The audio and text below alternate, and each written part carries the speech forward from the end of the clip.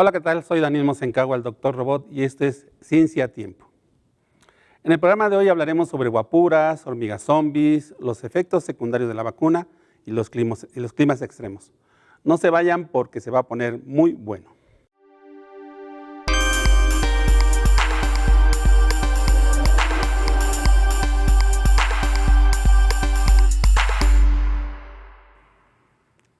En la sección de guapuras hablaremos de personajes, eventos o logros de nuestra universidad.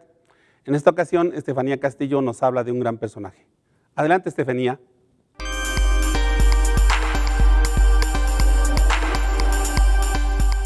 Hola, soy Estefanía Castillo González y el día de hoy te voy a hablar acerca de Luis Rivera Terrazas.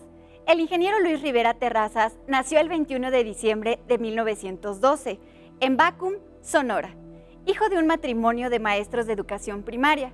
Concluyó a los 24 años su carrera de ingeniero civil en la Universidad Nacional Autónoma de México. Laboró en el Observatorio Astronómico Nacional de Tonantzintla de 1943 a 1974, aunque de 1945 a 1948 fue a realizar estudios de posgrado en astrofísica en el Observatorio de Yerkes de la Universidad de Chicago. El 8 de febrero de 1950 fundó, junto con el ingeniero Joaquín Ancona, la Escuela de Ciencias Físico-Matemáticas, hoy Facultad de Ciencias Físico-Matemáticas, y más tarde los colegios de Electrónica y Computación. En 1974 fundó el Instituto de Ciencias de la UAP, del cual fue su primer director. Fue rector de la universidad de 1975 a 1981. Durante su gestión impulsó tanto a ciencias naturales, exactas, como a las ciencias sociales y a las humanidades. Sus dotes de expositor hicieron de él un magnífico divulgador de la ciencia. Obtuvo el doctorado honoris causa en 1982 por la Universidad Autónoma de Sinaloa y en 1983 por la Universidad Autónoma de Puebla. En 1987, la Sociedad Mexicana de Física le confirió la medalla académica por su papel decisivo en el impulso de las ciencias y la física en particular. En el 2016, el Congreso del Estado de Puebla le otorga la presea que lleva su nombre a científicos y divulgadores de ciencias poblanos, la cual ha sido otorgada a varios investigadores de nuestra universidad. El ingeniero Rivera Terrazas murió el 20 de marzo de 1989. Cabe mencionar que en la Facultad de Ciencias Físico-Matemáticas hay un busto en memoria suya.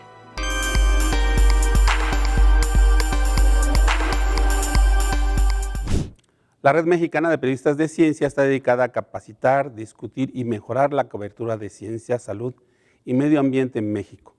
Tiene un espacio en este programa y en esta ocasión la maestra Livia León del Nodo Puebla nos trae una entrevista muy interesante. Es con la doctora Mari Carmen Rojas López sobre los efectos secundarios de la vacuna contra COVID-19. Veamos la entrevista.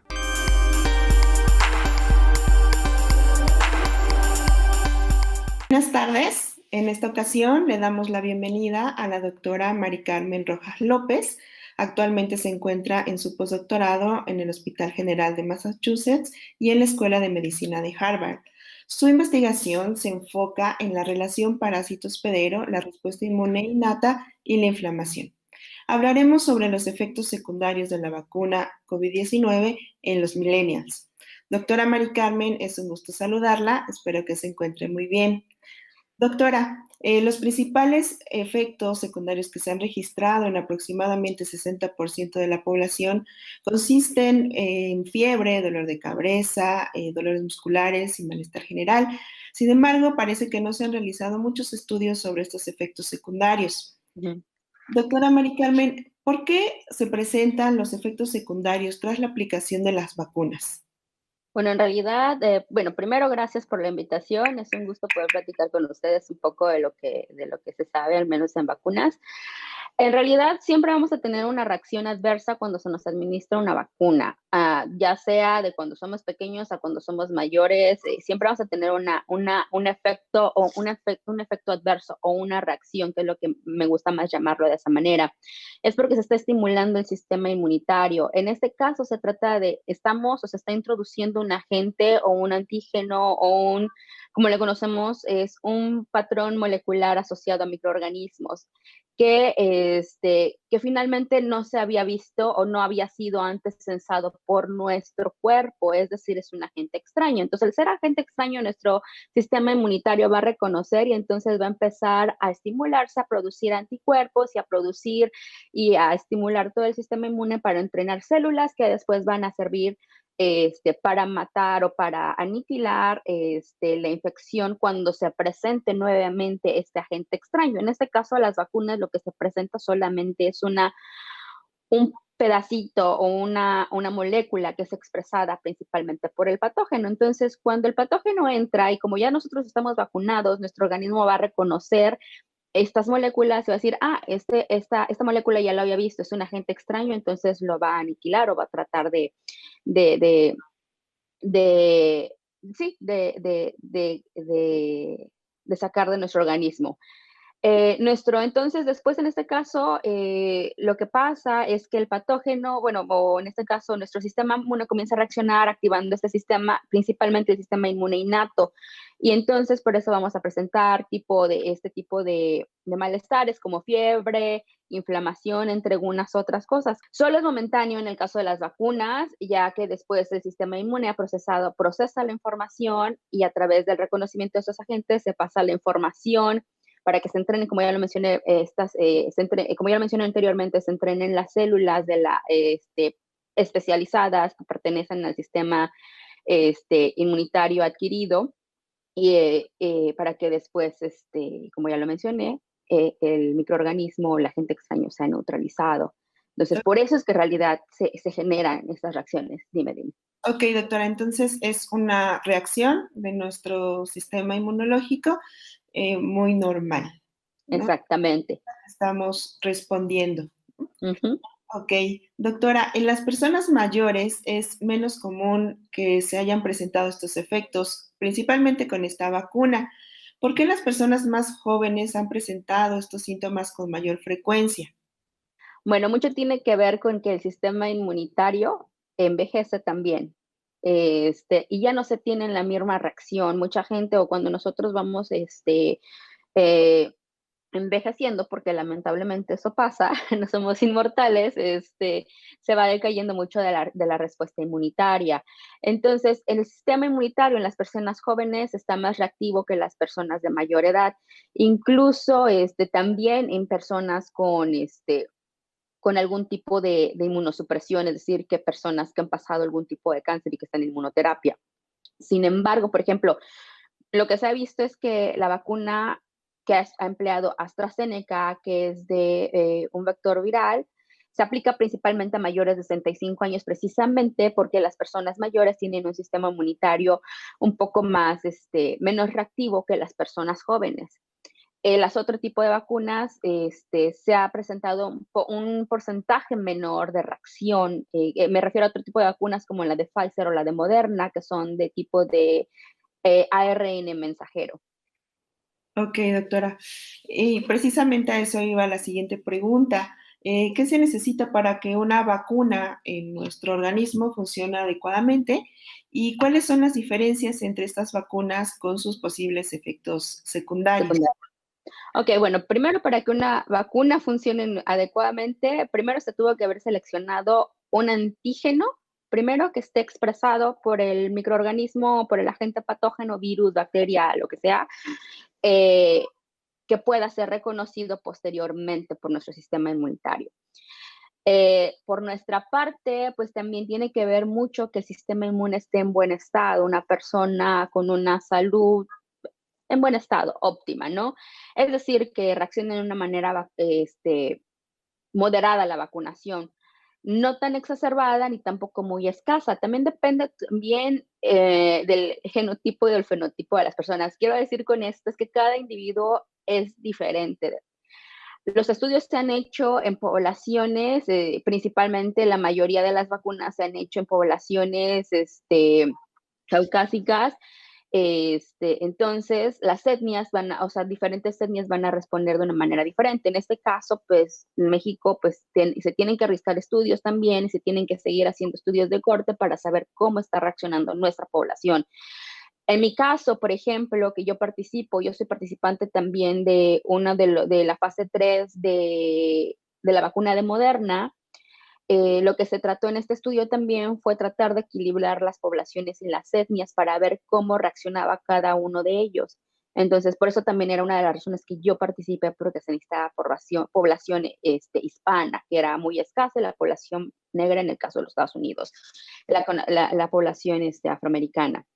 Entonces, como decía, también depende de cada individuo, cada uno va a reaccionar de manera diferente. De mi experiencia, de la parte empírica, puedo decir que cuando a mí me administraron la vacuna de Moderna, que es una vacuna que tiene mayor cantidad de ARN mensajero comparada con la de Pfizer, me la pasé fatal, un día completamente como si tuviera un tipo de resfriado, con vómito, náusea, dolor de cabeza, pero era una señal de que mi cuerpo estaba reaccionando a esta vacuna y estaba empezando a generar anticuerpos. Sin embargo, con las nuevas variantes, las nuevas variantes están evolucionando, que quiere decir que van a evadir nuestro sistema inmune, entonces no se ha reducido la infección. Sin embargo, las vacunas últimamente, las vacunas están siendo eficaces para prevenir la enfermedad. Se ha visto que tanto la vacuna de Pfizer como Moderna tienen una eficacia por arriba del 90%, aún siguen habiendo más ensayos y la eficacia va modificándose porque ahora ya hay una población más grande donde se está probando esta vacuna, pero sigue siendo una eficacia muy alta. Bueno, por último, me gustaría que invitara a la población en México a vacunarse, sea cual sea la vacuna que les toque, y cuál sería esta razón de por qué se deben vacunar. Primero, quiero invitar a la población que se vacunen porque finalmente es la única manera de parar y volver a nuestra vida normal, a una vida mejor a la que llevamos. ¿Por qué? Porque finalmente, si no se detiene, van a surgir más variantes. El virus sigue mutando y no es que es algo natural. Todos los patógenos siguen mutando. ¿Por qué? Por su capacidad de querer sobrevivir o invadir. Simplemente es eso. La vacunación es importante también porque permite o nos ayuda a que no haya tantas infecciones severas, entonces no vamos a abarrotar o no vamos a llenar los hospitales, que el sistema de salud, la verdad, se ha visto muy afectado, no solamente en México, pero en todos los países alrededor del mundo. No importa la vacuna que sea, la vacuna es la vacuna y tiene una protección principalmente para desarrollar COVID severo. Pero lo más importante es que la mayoría de la gente se vacune. Ok, doctora. Pues le agradezco su tiempo y la información tan valiosa que nos ha brindado. Pues muchas gracias. Muchas gracias, Livia.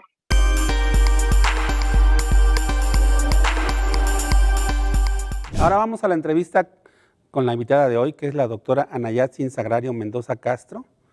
Ella estudió licenciatura en Planificación Agrícola, maestría en Geografía Ambiental y doctorado en Geografía Física en la UNAM.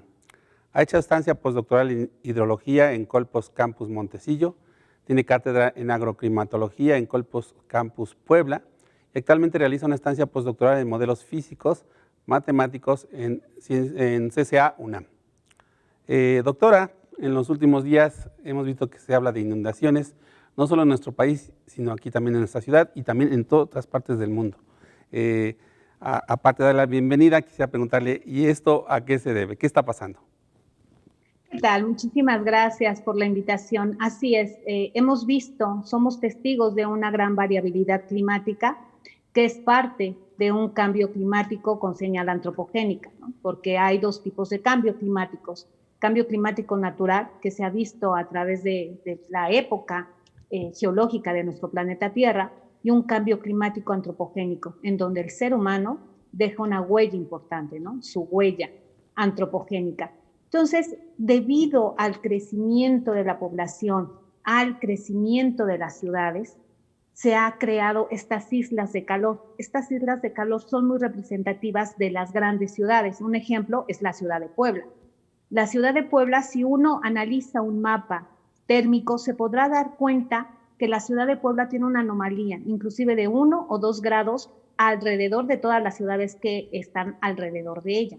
Esto es una isla de calor. Esto lo que provoca las islas de calores son estas tormentas adversas, ¿no? Estas tormentas de advección que hacen que se condense mayormente las nubes y provocan mayor precipitación. Y esto conlleva también a las inundaciones porque tenemos asfalto, algo que no filtra el agua, tenemos la contaminación, con lo cual se están tapando las coladeras y viene la problemática de las inundaciones. Es pues tremendo lo que nos está diciendo, porque finalmente no podemos hacer nada más que pues tratar de hacer modelos para ver qué tal nos va a estar yendo, ¿no? Nos platicaba hace un momento que los modelos ahora son como que más complejos. Cuéntanos un poquito de los modelos que describen el clima, por favor. Claro que sí, tenemos modelos a nivel global. Ahí está el modelo de Estados Unidos, está el modelo canadiense y hay un modelo que quiero anunciar, ¿no? Que es el modelo termodinámico del clima. Es un modelo mexicano desarrollado en la Universidad Nacional Autónoma de México por el doctor Julián Ademshain.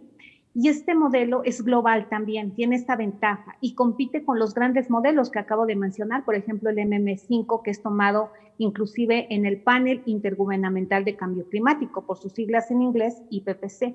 Entonces, este modelo termodinámico del clima lo que hace es tomar hasta 25 variables y con esto hacer una proyección, lo que es una proyección inclusive a largo plazo, estamos hablando de 25 a 50 años, en donde se suman, ¿no? Para hacer esas proyecciones a cambio climático, pero también tiene la ventaja de hacer pronósticos a corto plazo y mediano plazo. Estamos hablando de corto plazo, de 5 a 7 días, un pronóstico en donde podemos ver las lluvias puntuales, ¿no? Es decir, por ejemplo, si me encuentro en el estado de Puebla, puedo hacer un pronóstico de hasta 5 o 7 días con una asertividad increíble del 90%.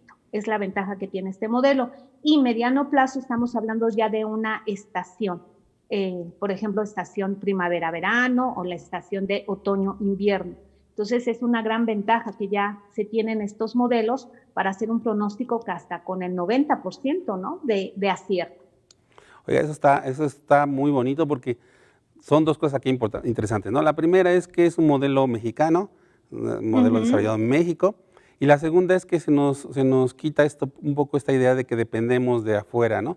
Si tenemos nuestro propio modelo, podemos precisamente hacer lo que está diciendo, ¿no? Que podemos hacer estos pronósticos y podemos decir qué es lo que va a pasar en algunos días y, como dice usted, en algunos hasta meses. Esta precisión, sí la podemos ver, por ejemplo, en aplicaciones. O sea, yo veo ahorita mi aplicación del clima y me dice como a las 8 de la tarde va a llover, ¿no? A las 8 de la noche va a llover. ¿Esa también es así, esa precisión ahí? Sí, lo que tiene este modelo, bueno, que se hacen pronósticos de horas, días y como lo mencioné, ¿no? De 5 a 7 días, pronósticos mensuales, pronósticos a medio plazo y pronósticos a largo plazo. Hay que acotar algo. Cuando un pronóstico se hace a corto plazo, va a tener menor probabilidad de acierto que cuando un pronóstico es a corto plazo, va a empezar, ¿no? A disminuir su pronóstico porque entran varias variables.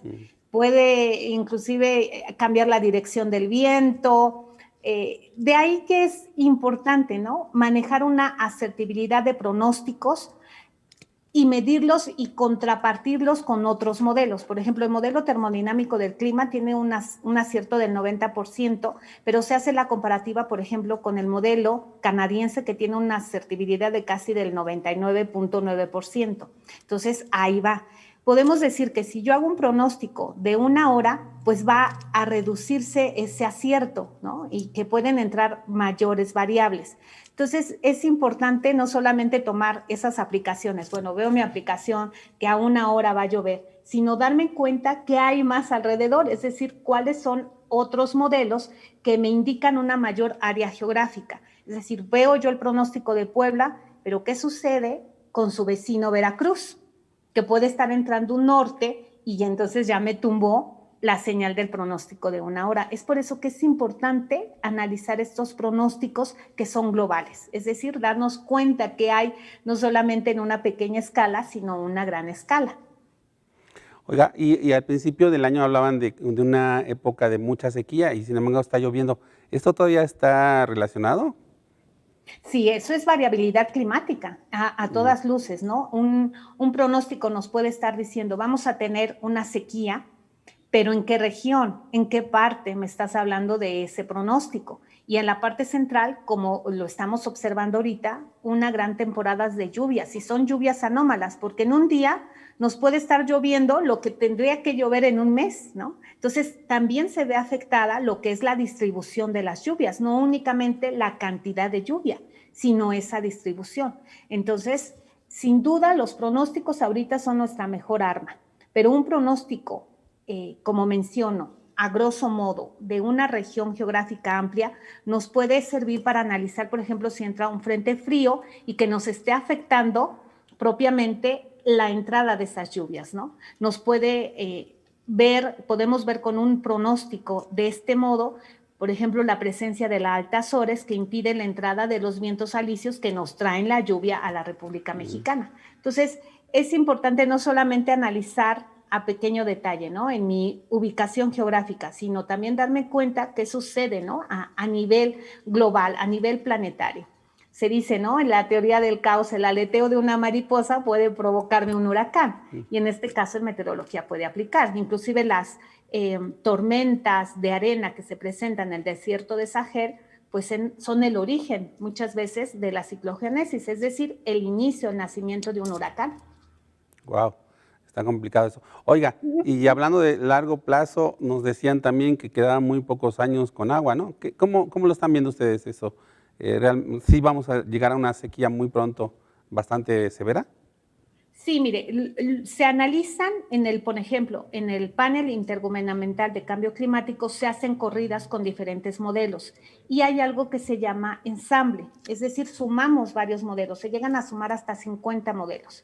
Entonces, se hace la corrida para a largo plazo, 25 a 50 años, y dependiendo la respuesta, ¿no? Se ve la respuesta de los modelos individuales y la respuesta del enjambre, del ensamble de estos modelos. Y es así como se hacen las proyecciones. Se estima también, por ejemplo, se utiliza mucho lo que son los sistemas de información geográfica para analizar las cuencas, ver cómo ha disminuido.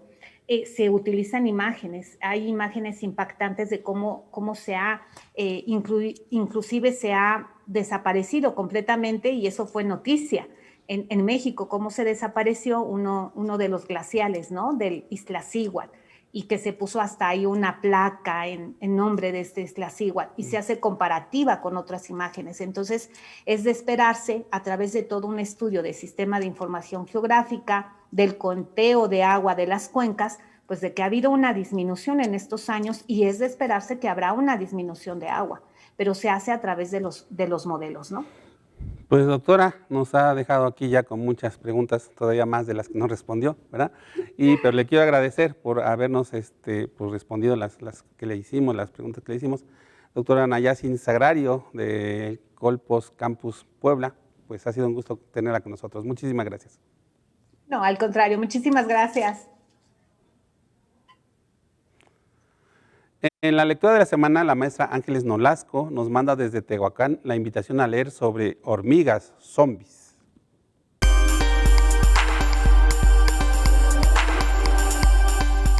En la era que vivimos, donde hablar de zombies no es nada extraño ni tenebroso, al contrario, las nuevas generaciones y las antiguas también nos hemos habituado a escuchar sobre estos seres muertos y reanimados por alguna fuerza oculta y que son dominados para exterminar a la humanidad.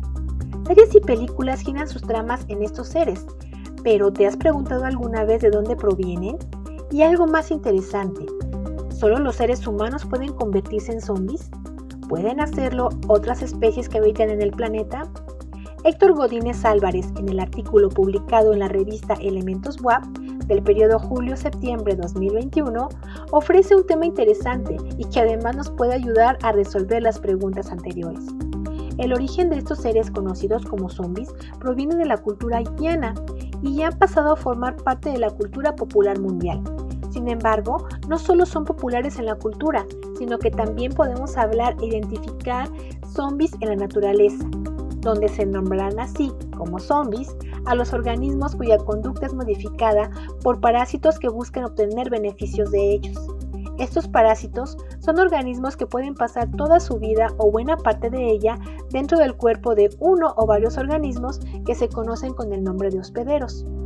Las hormigas son un ejemplo de ello, pues son un grupo de insectos que pueden ser infectados por parásitos como los hongos o incluso por otras hormigas que harán que modifiquen su comportamiento. Hay estudios que muestran que cuando las hormigas son infectadas por estos parásitos, las esporas de los hongos, que generalmente se encuentran en el suelo, atravesarán el esqueleto de la hormiga y el hongo crecerá en el interior. Las hormigas infectadas al principio actuarán normales, pero después de 10 días su comportamiento cambiará y podrán incluso sufrir convulsiones. Sus mandíbulas serán atrofiadas por el hongo y después de algunas horas estas morirán. ¿Habías escuchado hablar de este tema? Acércate a la lectura y el conocimiento y visita la página de la revista Elementos WAP, donde encontrarás más datos interesantes en el artículo de Héctor Godínez Álvarez titulado Las hormigas zombies, un ejemplo del parásito sobre la conducta de su hospedero.